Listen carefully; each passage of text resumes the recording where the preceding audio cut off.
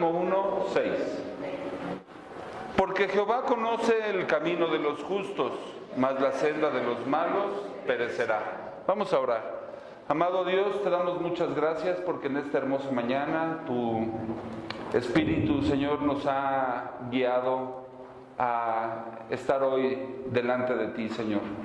Estamos siguiendo en obediencia a ti, Padre, el mandamiento de congregarnos, Señor, en tu día, para adorarte, para buscar tu rostro, para buscar tu dirección, para suplicar tu ayuda.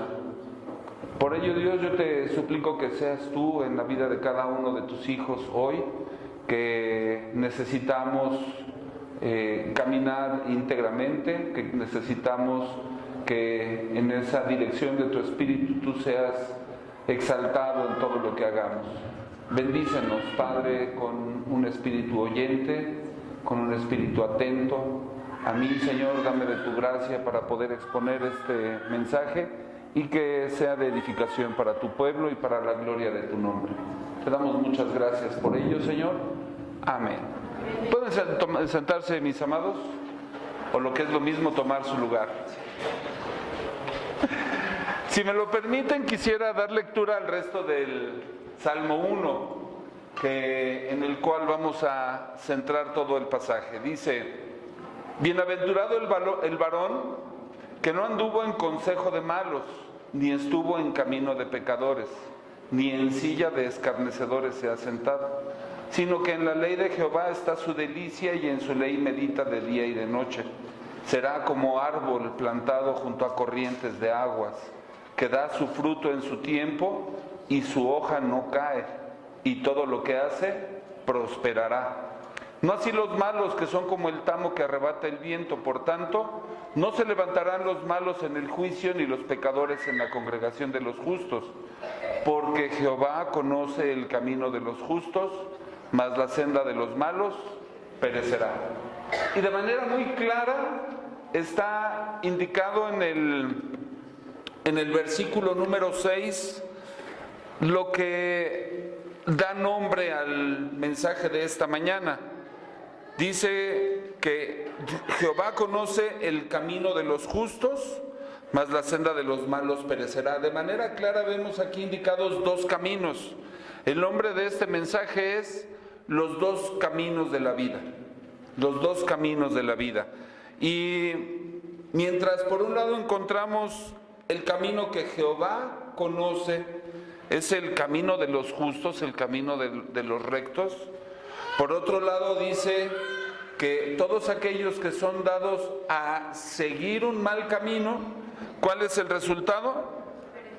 Que perecerán, que perecerán. ¿Les parece importante que nosotros aprendamos a discernir cuál es el camino correcto que nosotros debemos de seguir?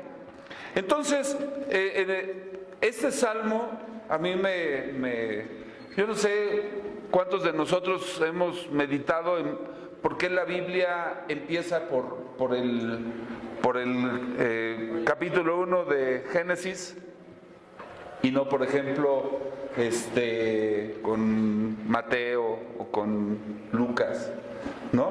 Y así en este caso específico, también por qué la Biblia en el libro de los Salmos inicia con el Salmo 1.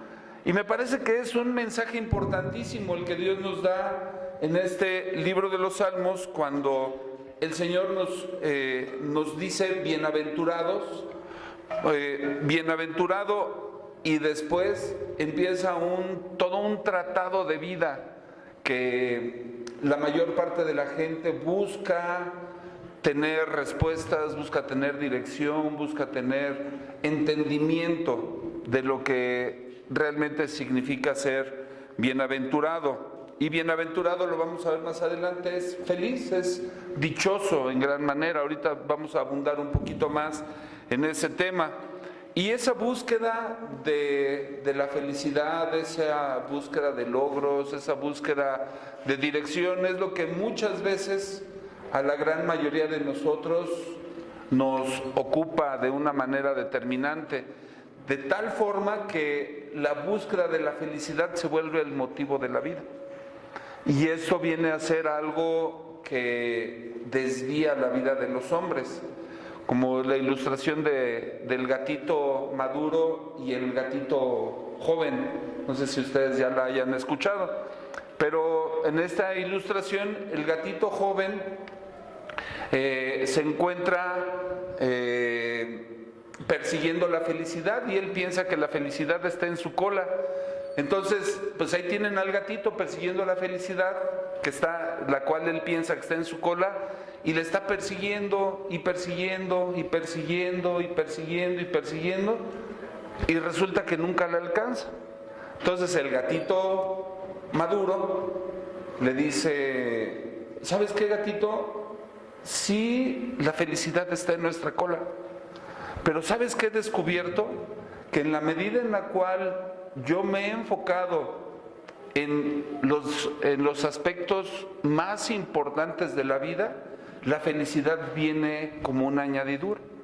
Y sí, efectivamente, la felicidad está en nuestra cola, pero yo busco las otras metas en mi vida y la felicidad viene conmigo. Y eso es verdad. El gato maduro ya no buscó seguir en su cola, ¿verdad?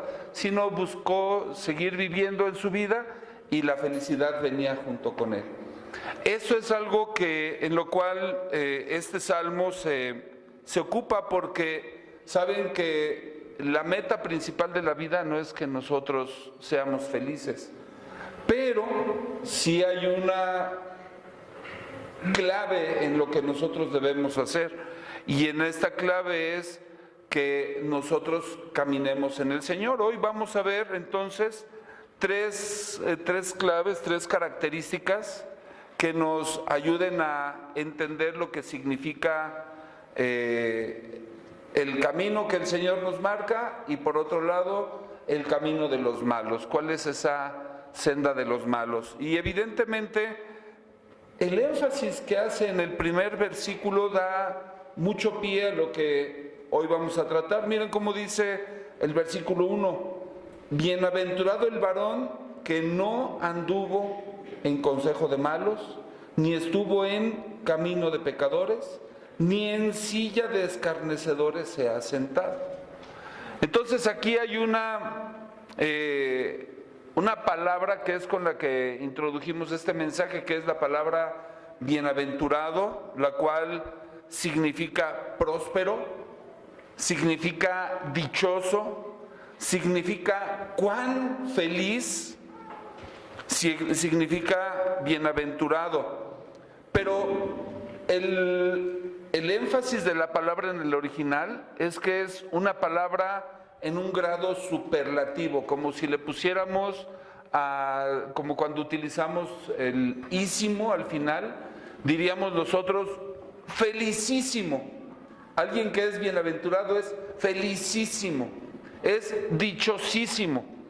Cuando nosotros aplicamos el ísimo al final, ¿verdad que tiene un énfasis distinto? ¿Verdad que tiene un énfasis mucho mayor de lo que en un momento determinado pudiéramos a lo mejor creer, como si dijéramos, es feliz, es dichoso? No, es dichosísimo, es felicísimo. De tal manera entonces que esta felicidad que trata David en el Salmo 1 no es la felicidad como la que nosotros imaginamos tener cuando pensamos, por ejemplo, en, no sé, un traje nuevo, cuando pensamos en un coche, cuando pensamos en una casa. ¿Saben por qué? Porque todo ese tipo de felicidad es una felicidad pasajera, es una felicidad transitoria, que tiene un pico, que tiene una cúspide, y después de esa cúspide viene un bajón. Y lo hemos hablado muchas veces, ¿verdad? ¿En qué momento de nuestros logros, de nuestras bendiciones, más bien de nuestra felicidad, nuestra felicidad se dispara hasta la punta, y después baja, más abajo de nuestro estatus normal. Cuando se nos descompone o la televisión, o se nos rompe el traje, o ya se nos manchó, o tenemos que pagar la tenencia, o tenemos que pagar una serie de cosas. ¿Por qué? Pues porque cada cosa tiene su significado opuesto a lo que yo en mi mente había concebido. Entonces la felicidad, la verdadera felicidad, tiene que ver con nuestro camino en comunión con Dios, pero la primera forma en la cual David trata en el Salmo 1 con la manera en cómo debemos caminar es con 3 negaciones. Fíjense qué impresionante, utiliza 3 negaciones para explicarnos lo que significa algo. Entonces nos dice en primer lugar que el ser bienaventurado es no andar en consejo de malos. Y definitivamente el consejo de malos lo encontramos muy descrito en Proverbios 1. Si me hacen favor de acompañarme ahí, para que vean ustedes la congruencia. David escribe el Salmo 1 y Proverbios 1 lo escribe el hijo de David, Salomón, ¿verdad? Y yo creo que no se pusieron de acuerdo, sino que el Espíritu Santo es el que llevaba una línea y una dirección en esto. Proverbios 1, versículo 7, por favor.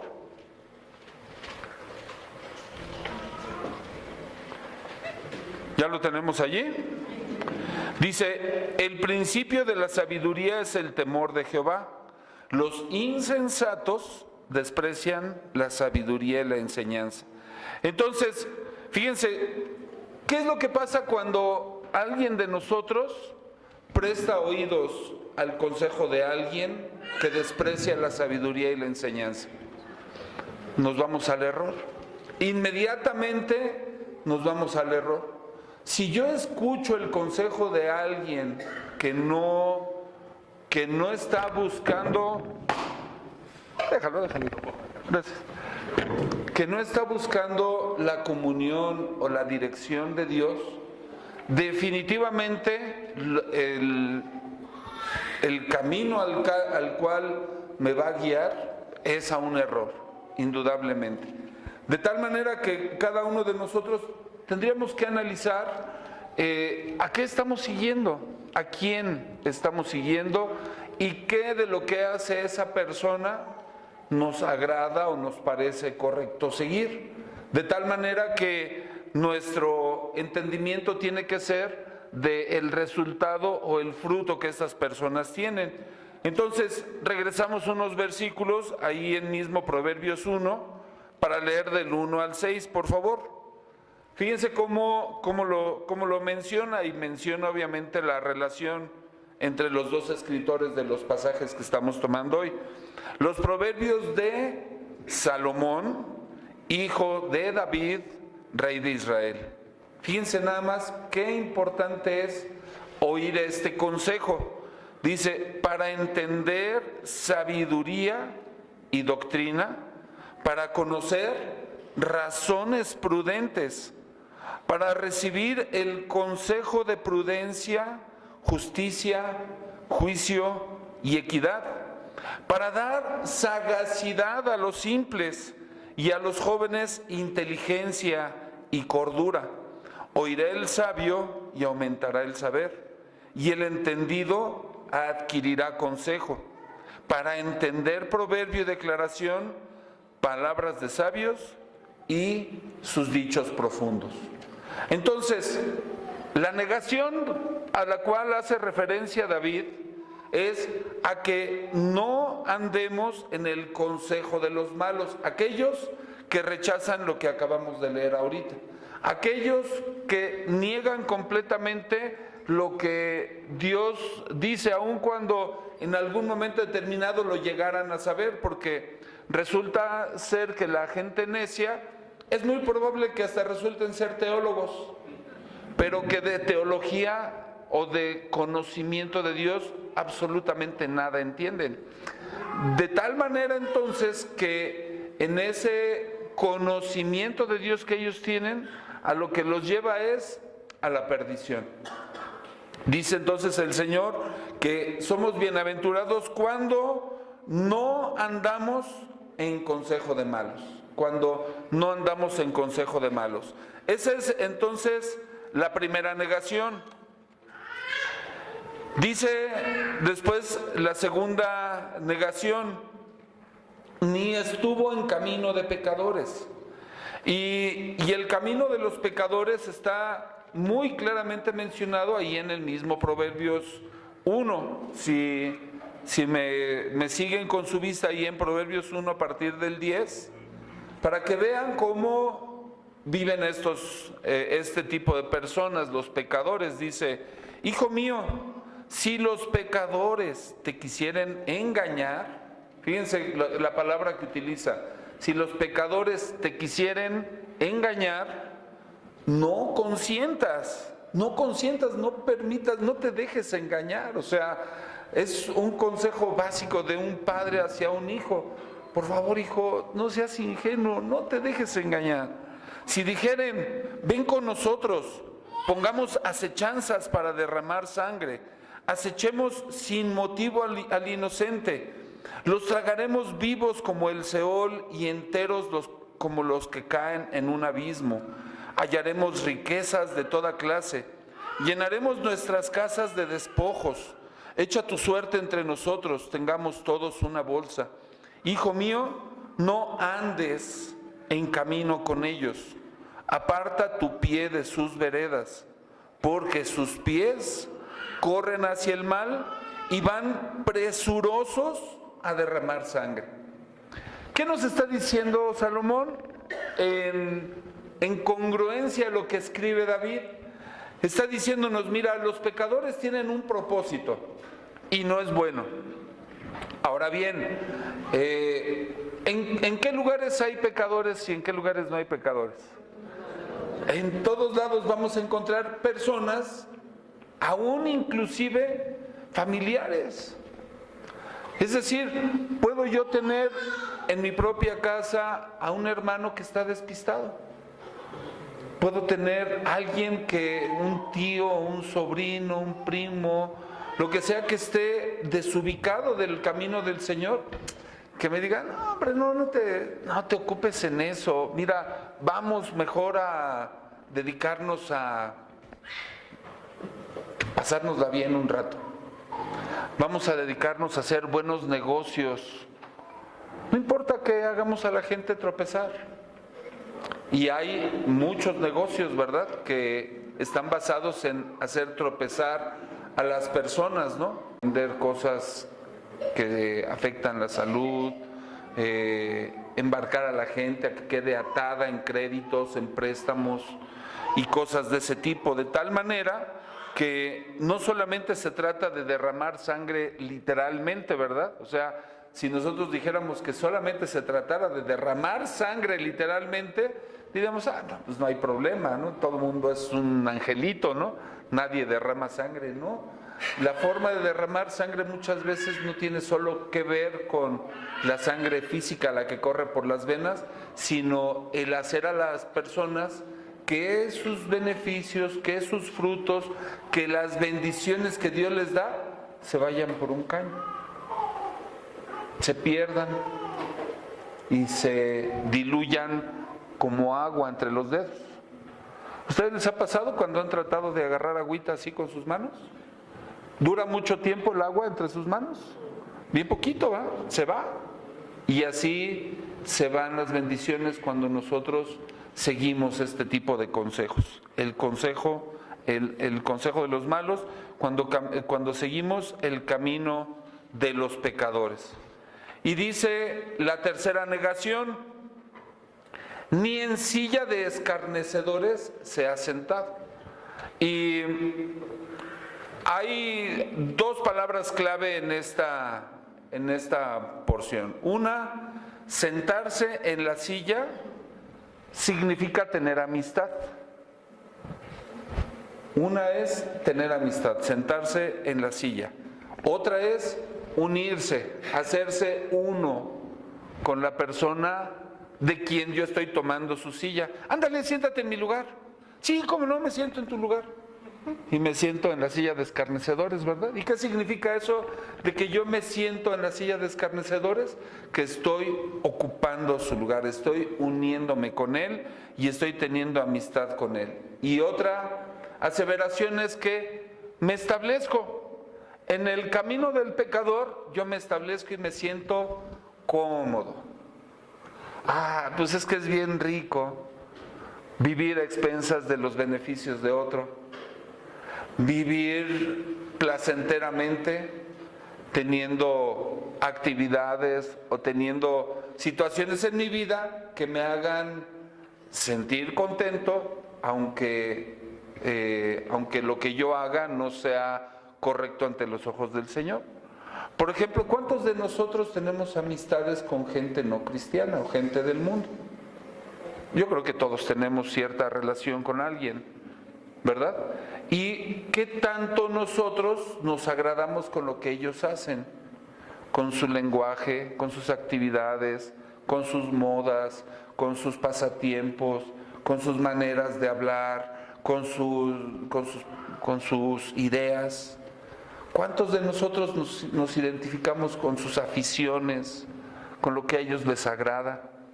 ¿Habrá alguna identidad que nosotros podamos tener con ellos? Sí, y eso es tener amistad, unirse y establecerse, es sentarse en la silla de. Y luego dice el escritor, escarnecedores. La palabra escarnio significa burlarse, significa hacer mofa, y en el original, en la palabra original en la cual está escrita en el hebreo, que está escrito en el Salmo, significa blasfemar. A mí me impactó mucho eso, porque no solamente el hacer escarnio es burlarse, así, jaja, míralo, es cristiano, sí, mira qué ridículo lo que hace y todo. No, aparte de que esos escarnecedores se burlan, también blasfeman. En sus burlas ve implícita la blasfemia. Y entonces nosotros podríamos decir, ¿de qué se burlan las personas? ¿De qué hacen escarnio las personas de quienes nosotros estamos ocupando su silla? Se mofan, por ejemplo, de la eternidad. No sé si ustedes hayan tratado de compartir con alguna de esas personas y mira nada más. Piensa que después de muerto todavía hay algo. ¿No les ha pasado así? Es más, yo pensaba de esa manera antes.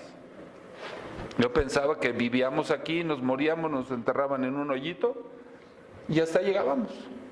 Y la gente así lo piensa, mucha gente allá afuera que inclusive tiene trato con nosotros. Porque no solamente es que lo digan, sino que sus actos dan pie a entender que hay una conducta de esa manera, una idea de esta manera. ¿Por qué?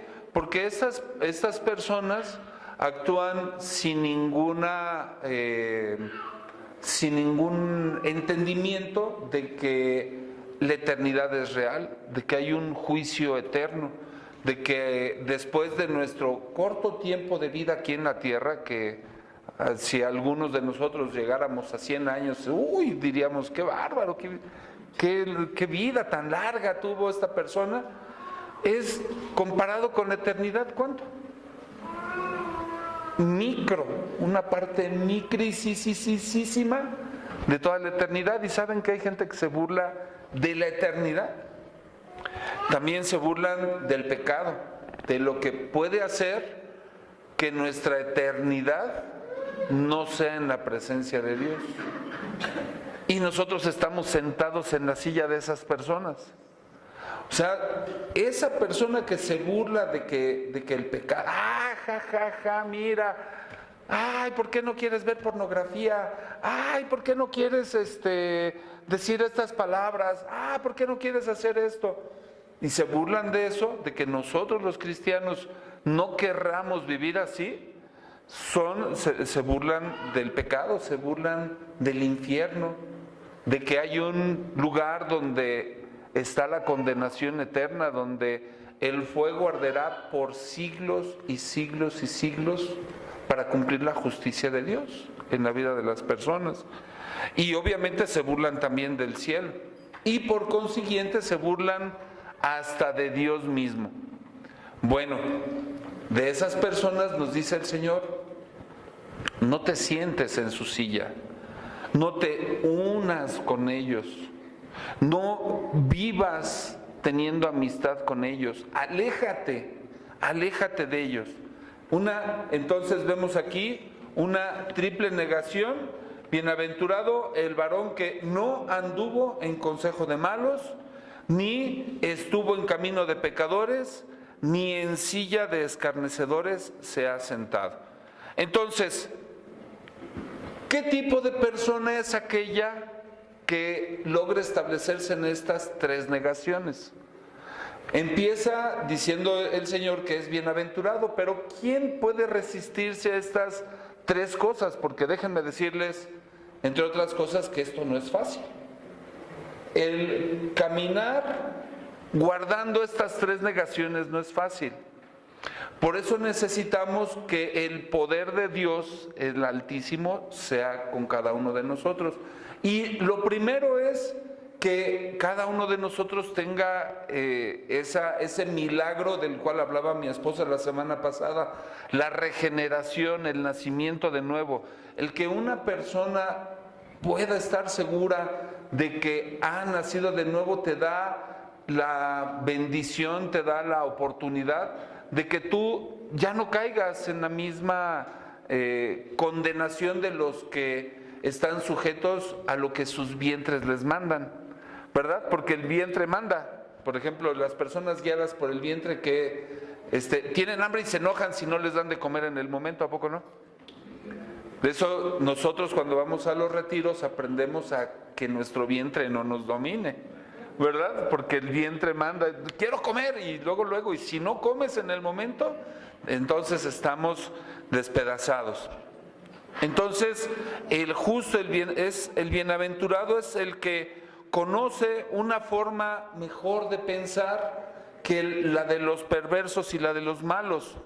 Es una filosofía de vida en la que los infieles y su conciencia de la presencia de Dios los lleva a no permitir, a los infieles los lleva a blasfemar el nombre de Dios, y a nosotros como cristianos, dirigidos por el poder de Dios, nos lleva a no permitir que el nombre de Dios sea blasfemado.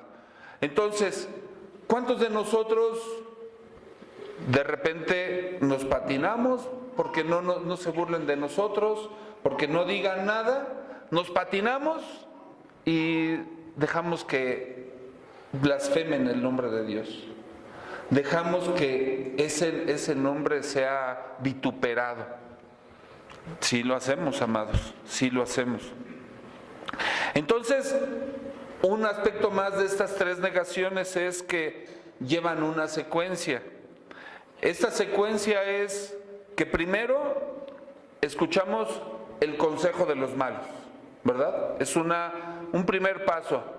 Estamos nosotros bien contentos en nuestro caminar, buscando ver para dónde vamos a agarrar, y de repente viene el consejo de los malos.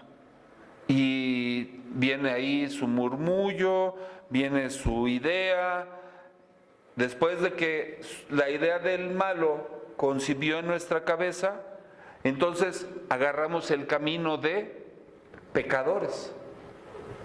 Tomamos, y nuestros pasos transitan por el camino de los pecadores.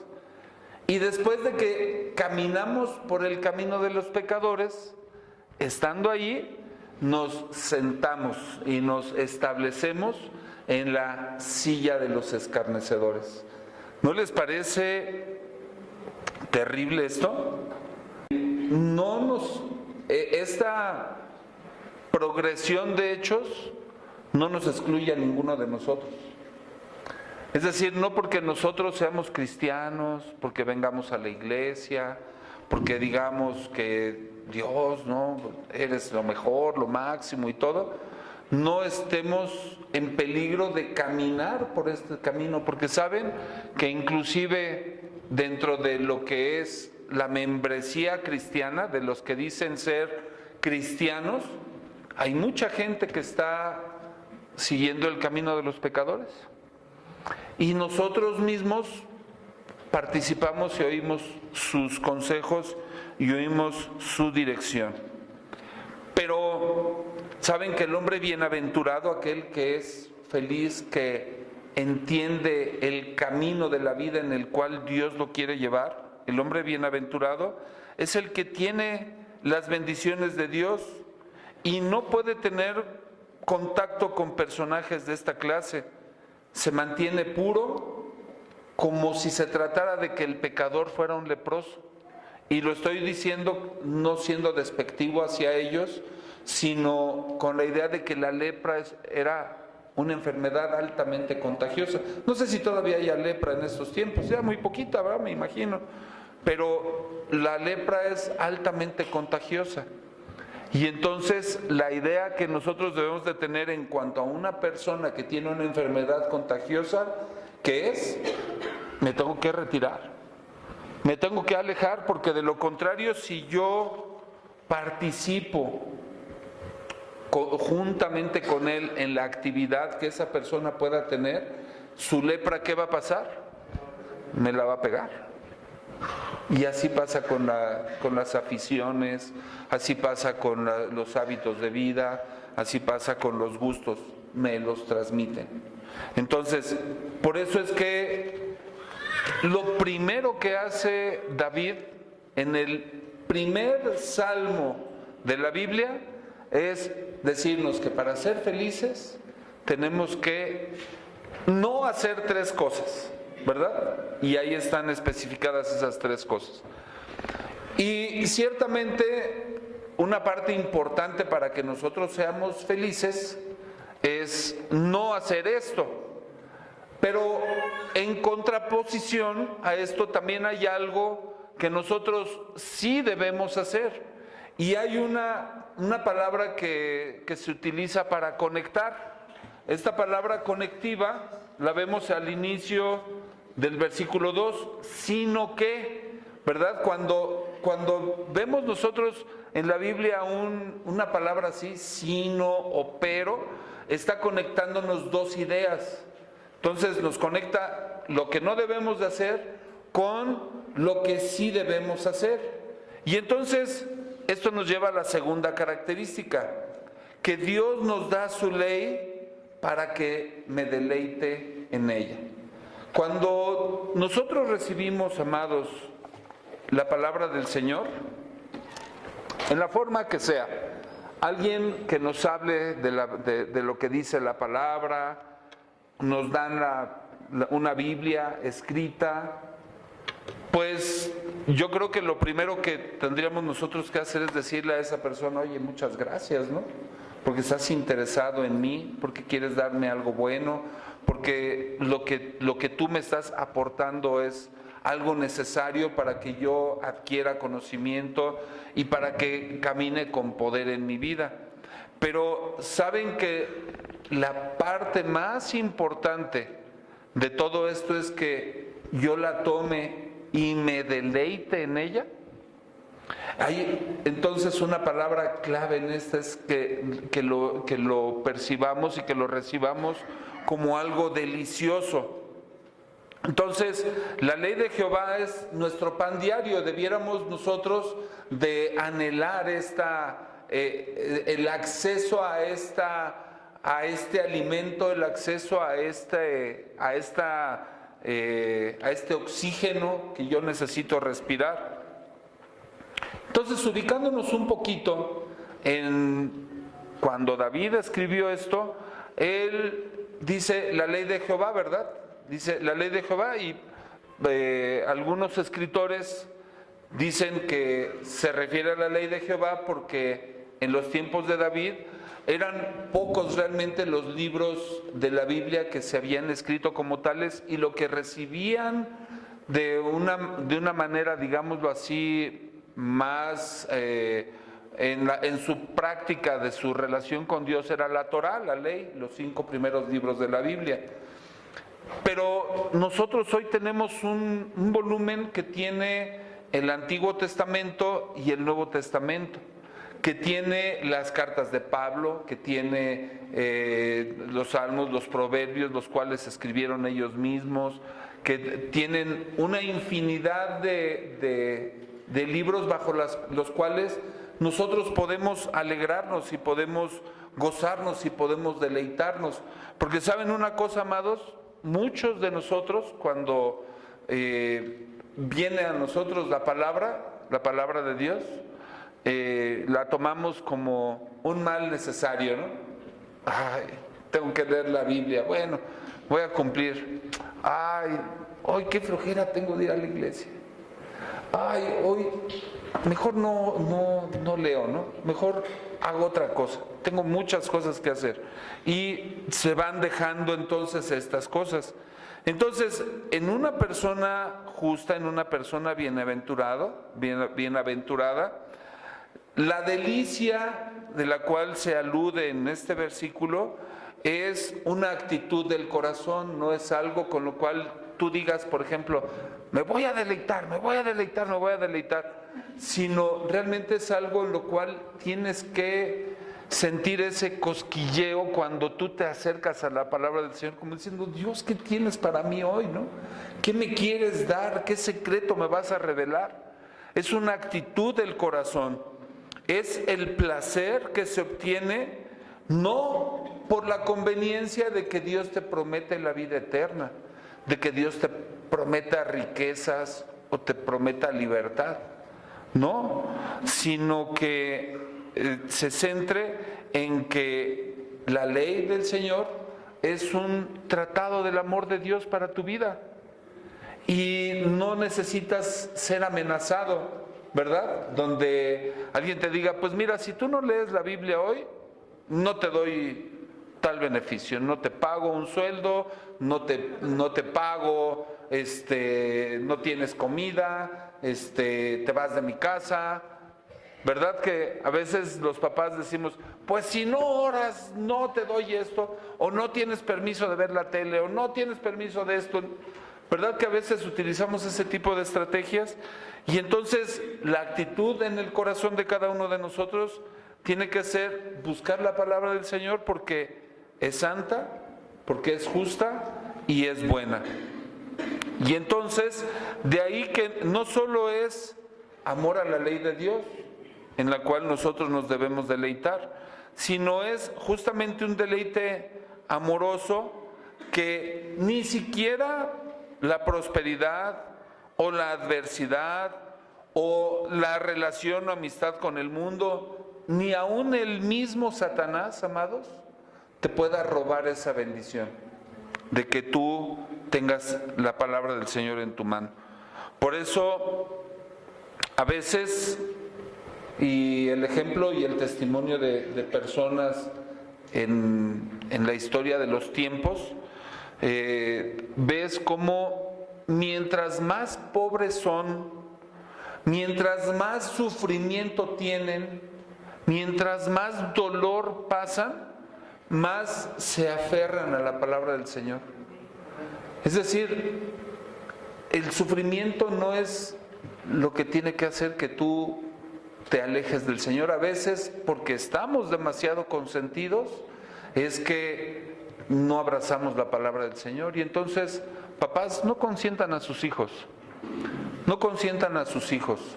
Sí es muy bueno que se les requiera a los hijos que lean la Biblia. Sí es muy bueno que nosotros como padres sí les pidamos cuentas de qué leyeron, cómo lo leyeron, qué aprendieron, etcétera.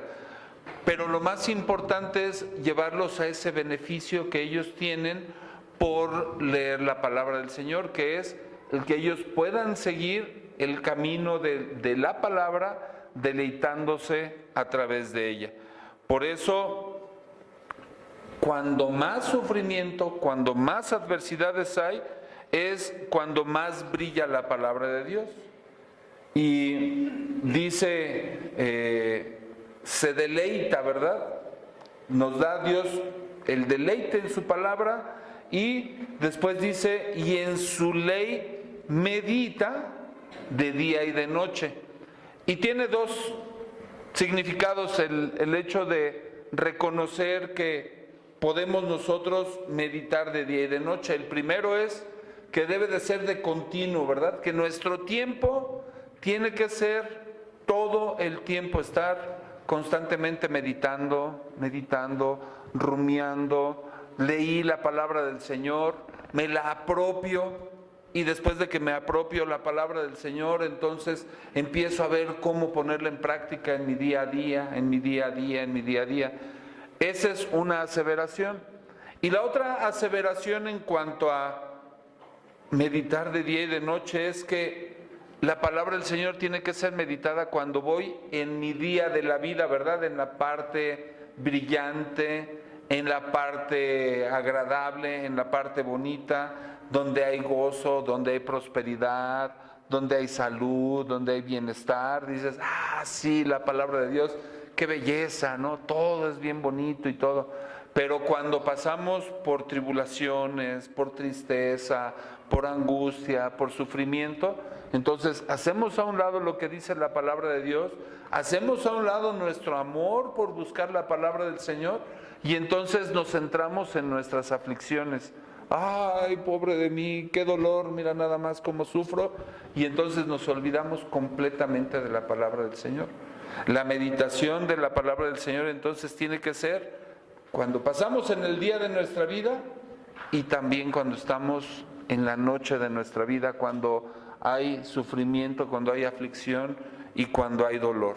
Evidentemente, el meditar en la palabra del Señor es todo un principio básico de nuestra vida, así lo aprendemos, ¿verdad? Como un principio básico de la vida, algo que si nosotros lo hacemos tiene un resultado favorable para nosotros, ¿verdad? El ir por el camino de los rectos. Y entonces, este principio es la base para que nosotros podamos descubrir nuestro verdadero propósito en la vida. Tú lo personalizas, tú lo apropias en tu vida y entonces marca tu camino, marca una dirección sabia y una dirección segura. Cuando vimos este principio en el retiro de varones, hablábamos acerca de cuál es nuestra continuación de meditar en la palabra del Señor. O sea, ¿a qué me lleva el que yo pueda meditar en la palabra del Señor y pueda hacer que mis pasos sean guiados en ese camino, en esa dirección? Fíjense lo que dice San Juan 15, 4 y 5. Durante el retiro pedimos que injertaran ese pasaje, San Juan 15, 4 y 5, porque me parece que es una continuación de esto, y inclusive algunos hasta lo memorizamos, ¿verdad? Este pasaje dice: permaneced en mí y yo en vosotros. Como el pámpano no puede llevar fruto por sí mismo si no permanece en la vid, así tampoco vosotros si no permanecéis en mí.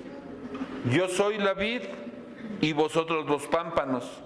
El que permanece en mí y yo en él, éste lleva mucho fruto, porque separados de mí, nada podéis hacer. Cuando nosotros dejamos de meditar en la palabra del Señor, estamos separándonos de nuestro Señor Jesucristo.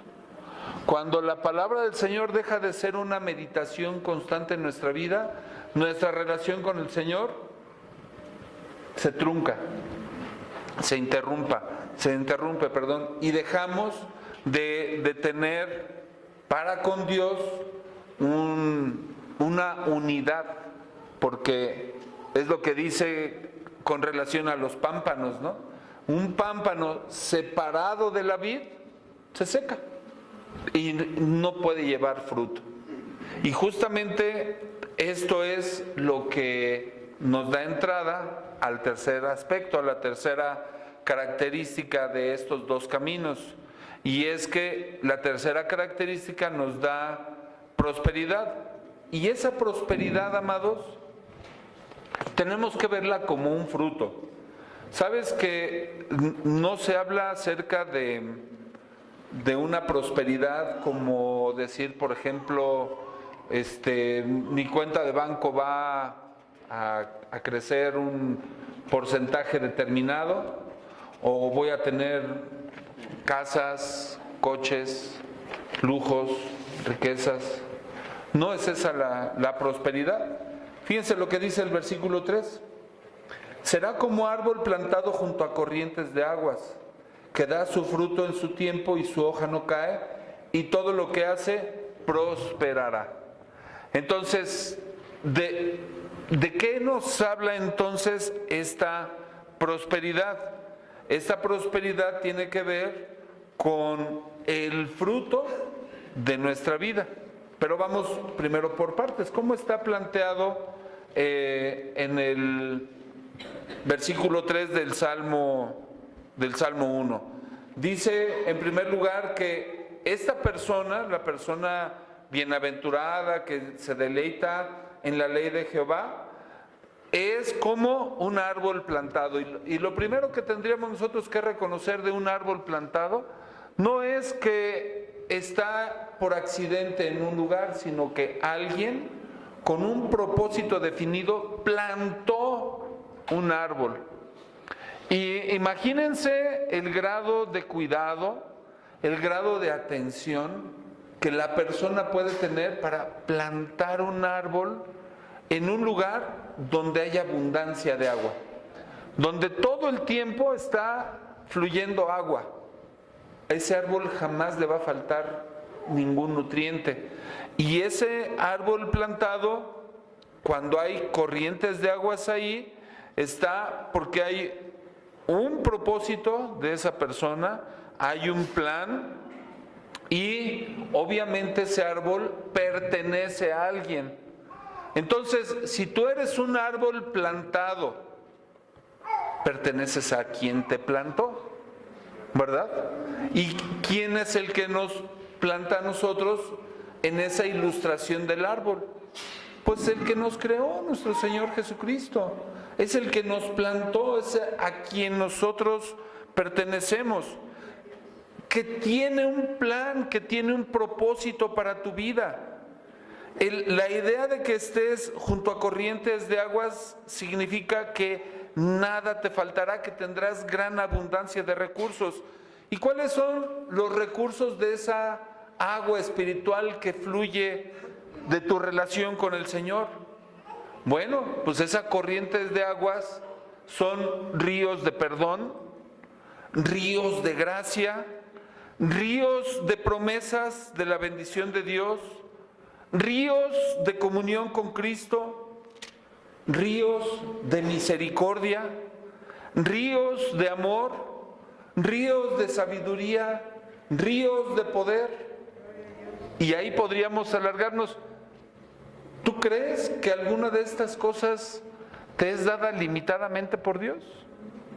No, Él viene y derrama sobre tu vida. ¿Qué es lo que limita el que Dios traiga abundancia en nuestra vida en estos aspectos que acabo de mencionar? Que nosotros nos separemos, que nosotros dejemos de meditar en la palabra del Señor.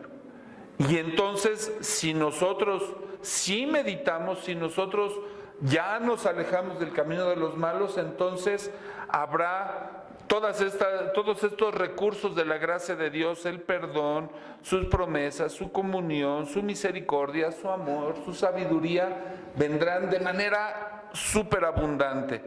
Y entonces el fruto que damos como nosotros, como ese árbol plantado junto a corrientes de las aguas, es un fruto que debe de ser abundante. Por eso el fruto es determinante, amado. Tú puedes ver en tu vida si hay fruto o no hay fruto.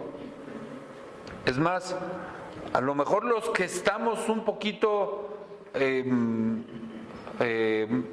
no estamos en la vida de cada uno de ustedes, los observamos a distancia. A lo mejor nosotros pudiéramos decir, hay fruto en esta vida, no hay fruto en esta otra vida, ¿no? Señor, ayúdanos, bendice a tal persona, ¿no? Para que tenga gracia de tu mano, para que tengas misericordia de él, ¿no? Para que actúes en tus ríos de pureza, de santidad, de humildad, de amor, porque el fruto es crucial. Estábamos ahí en San Juan 15, no sé si ya lo perdieron, pero regresen por favor ahí a San Juan 15:2 para que vean qué importante es el fruto en la vida de las personas. San Juan 15:2 dice así: todo pámpano que en mí no lleva fruto, lo quitará, y todo aquel que lleva fruto, lo limpiará para que lleve más fruto. El fruto entonces es crucial en la vida del cristiano, amados. Si tú como cristiano puedes reconocer que hay fruto en tu vida, la gloria y la honra es para el Señor. Si no hay fruto en tu vida, entonces tenemos que buscar con clamor, pedirle al Señor, Señor, ayúdame, necesito más de ti, necesito más.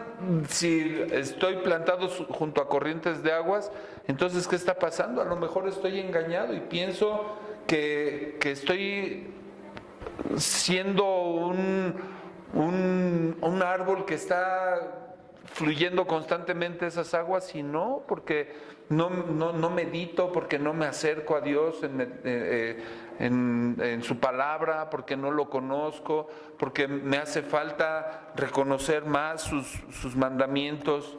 Y entonces el fruto que cada uno de nosotros puede tener es que es un fruto del carácter de Cristo en nuestras vidas, el fruto del que inclusive comentaba Dieguito hoy cuando hablaba de que la ley del Señor no solamente se toma como una práctica religiosa en la vida de cada uno de nosotros, sino tiene que ser algo dinámico, tiene que ser algo permanente, tiene que ser algo práctico en la vida de cada uno de nosotros. No algo que yo tome como para decir, pues mira, el mandamiento tal dice esto y esto y esto y esto, y cómo se vive, cómo se hace, y no sepamos ni cómo vivirlo. Entonces es por eso que el fruto se va a evidenciar a través de nuestra propia vida, en paciencia cuando pasemos por sufrimiento, en fe cuando venga la promesa de Dios y nosotros demos pasos en obediencia hacia la instrucción de Dios, en generosidad cuando Dios nos está bendiciendo y somos prósperos. Cuando vienen todas estas expresiones de Dios es cuando más fruto nosotros tenemos que dar.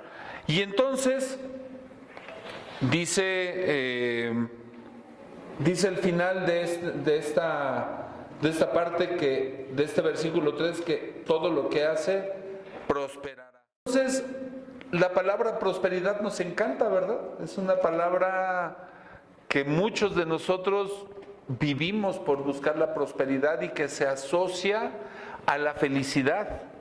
O sea, ¿una persona próspera es una persona feliz?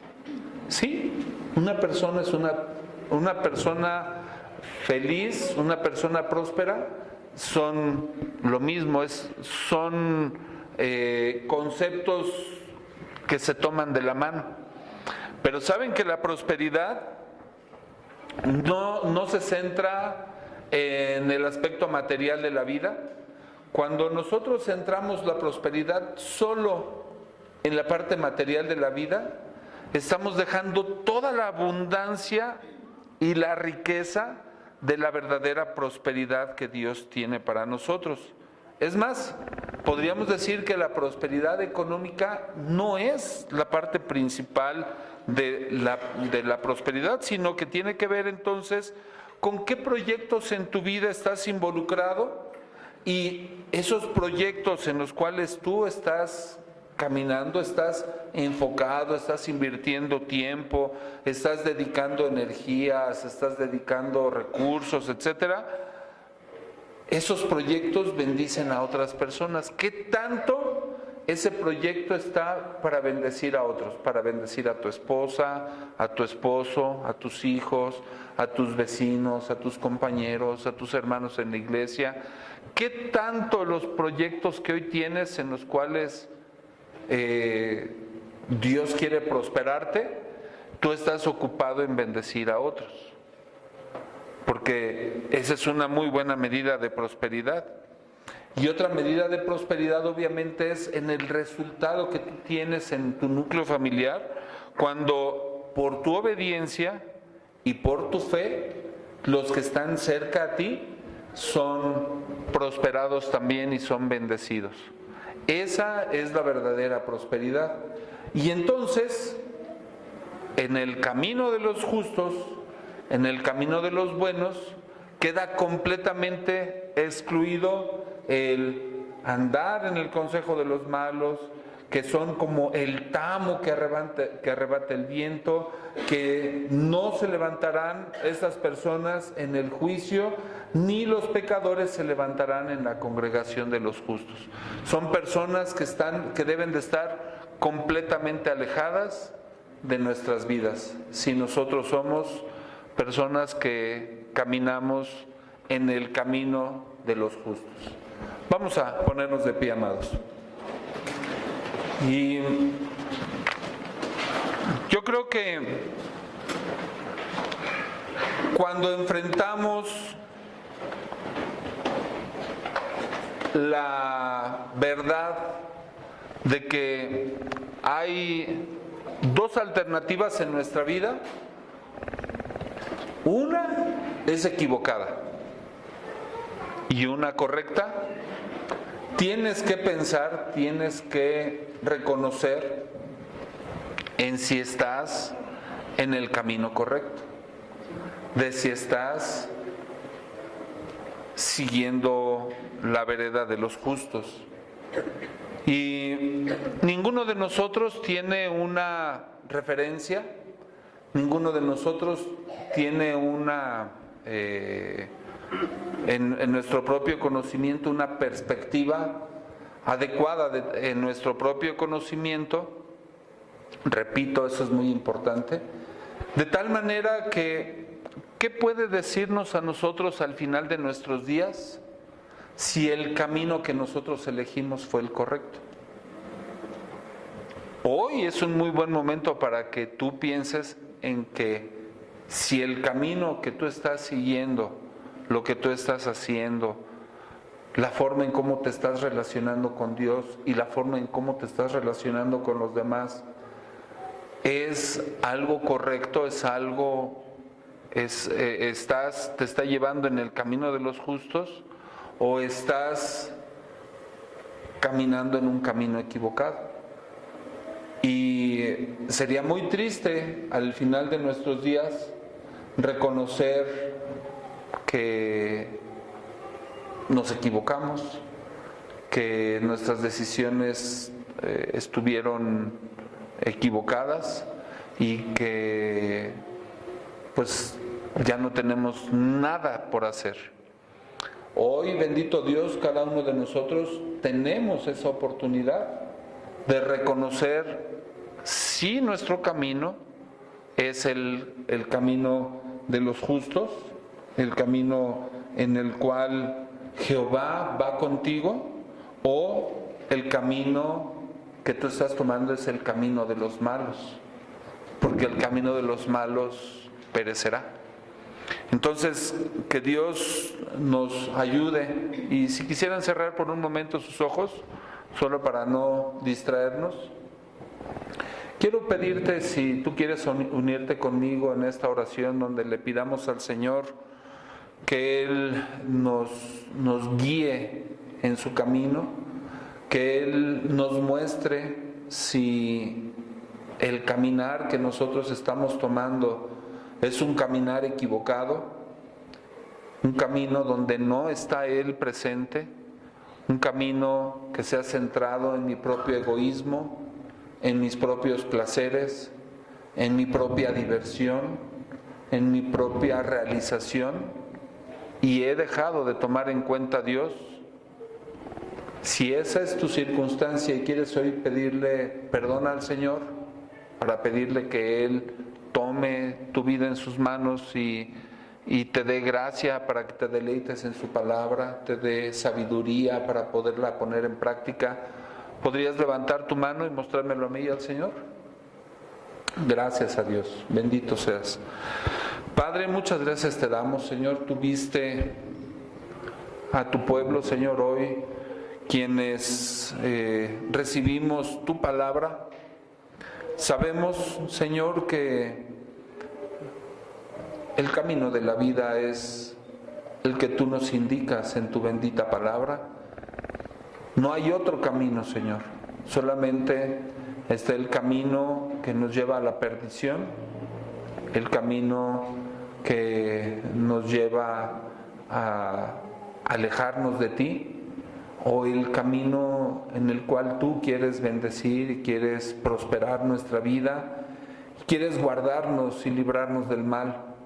Dios, no lo hacemos por ser guardados del mal, no lo hacemos por recibir algún beneficio personal, sino Dios, queremos que nuestro caminar en ti sea deleitoso.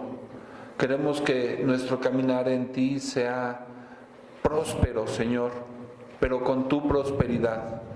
Que podamos reconocer, Señor, que no camino en este camino por mi propio entendimiento o sabiduría, sino camino en tu camino porque tú me has dado de tu gracia, Señor, porque tú me has dado eso como única cosa en la cual yo me pueda deleitar y pueda gozarla, Señor, sabiendo que no es un mandato gravoso, no es un mandato difícil, sino realmente hay en ello tanta bendición de tu mano. Así que toma la vida de cada uno de nosotros, glorifica tu precioso nombre, cumple tu propósito, Señor, y bendice a tu pueblo, a tu iglesia, Unidad Familiar Cristiana. Y muchas gracias, Dios, te doy por lo que tú ya has hecho en la vida de cada uno de nosotros. Amén y amén.